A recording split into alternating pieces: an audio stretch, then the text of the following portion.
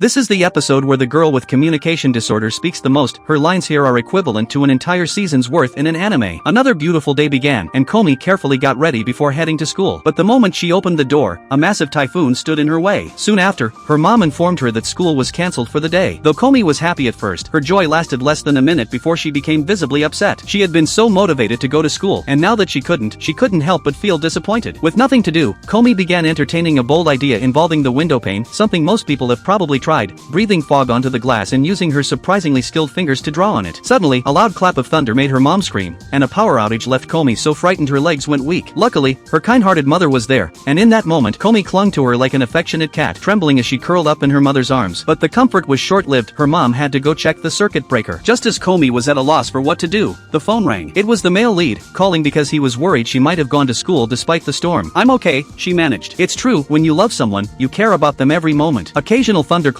continued to startle Komi, making her shudder with fear. She asked timidly if they could talk a bit longer, and the boy was more than happy to keep her company. By the afternoon, the typhoon had passed, and school resumed. At school, Kageyama noticed Komi seemed down. As it turned out, she was preoccupied with figuring out how to catch a glimpse of Komi's panties, all because Komi's dark tights peeking out from under her blue uniform had stirred something in her heart. The more she thought about it, the more she struggled to contain herself, even drooling a little. Just as she was racking her brain, she noticed her own drool and had a clever idea. She invited Komi to play in the puddles on the sports field. Naturally, the curious Komi agreed. And so, a group of them headed to the field. Kageyama, meanwhile, was scheming. With so many puddles around, one was bound to reflect Komi's underwear. Little did she know the male lead, who has a knack for reading people, saw right through her plan. Before he could intervene, though, the energetic Najimi unintentionally ruined Kageyama's perfectly laid plan. Then, an eerie gust of wind suddenly swept in, as if the wind gods had heard Kageyama's wishes. A strong gust blew up, but Komi managed to block it with her hands. Frustrated, Kageyama considered forcing the situation, but it seemed Komi was protected by divine intervention. Perhaps she would never get to see what she wanted. Just then, Najimi pointed out a rainbow, and in the moment Kageyama looked up, she was met with a breathtakingly beautiful scene, one that instantly purified her heart.